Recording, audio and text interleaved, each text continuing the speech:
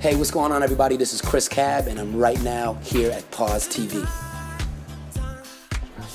For those who haven't heard of me in the UK, I would say that my music is a fusion between many different genres.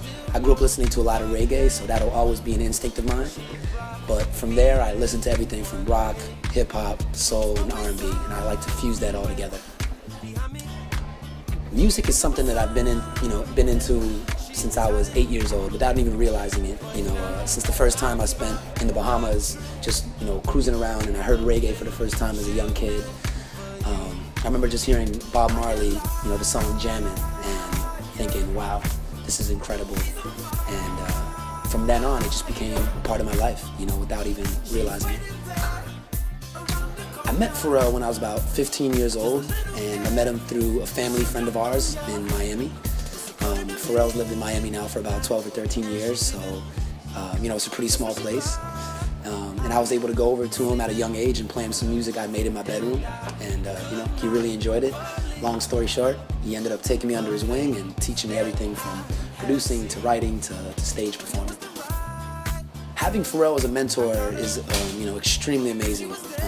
For me, I feel very fortunate and very blessed to have someone like him on my team, because the amount of musical knowledge he has and the amount of wisdom he has is such a great key, and puts me way ahead in the game compared to some people who are just starting off with no guidance.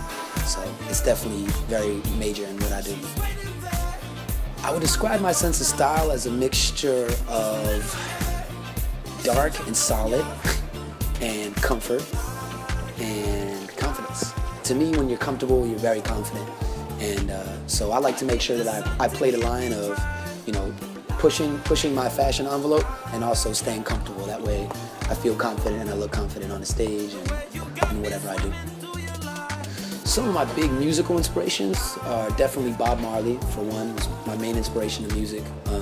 Then I take inspiration from people like Marvin Gaye, the Rolling Stones, the Beatles, Buju Banton, Jimmy Cliff, so many other great artists. And I'd say my fashion inspirations come from Pharrell, of course, amazing fashion icon, and Lenny Kravitz is someone I really look up to. I'd say we have similar style in that, we both listen to a lot of rock, and we dress in that way, a little edgier.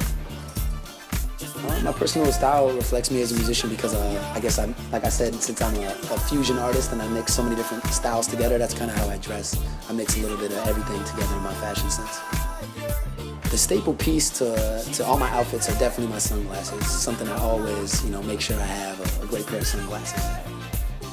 Yeah, I feel that everyone could relate to the single liar liar, because everyone has been in a situation where they've been, lied to, or in a relationship where not only of the opposite sex, but maybe a friend where you think you know somebody and you can trust them, and through time you figure out who they really are and their true intentions. Definitely, I owe a lot of my success to social media, and I think now as an emerging artist and as an upcoming artist, it's a major part of what you do. It's a great way to advertise yourself, and as well as spread your music to an infinite amount of people throughout the world. Yeah, I'd say I'm very fortunate to have worked with so many different producers and artists, and I could say from watching every artist you learn something different, because everybody has their own sense of style and their own sense of what they do on stage, and so it's really interesting as an artist to see this and to grow from it, and pick little things from what they do and put it into your own game. I've been very surprised, how well the album has been received out here in Europe, and spread through all the fans out here. It's truly amazing.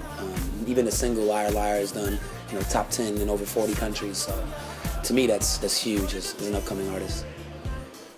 In 2015, I plan to continue touring. I'm going to be touring a lot out here in Europe.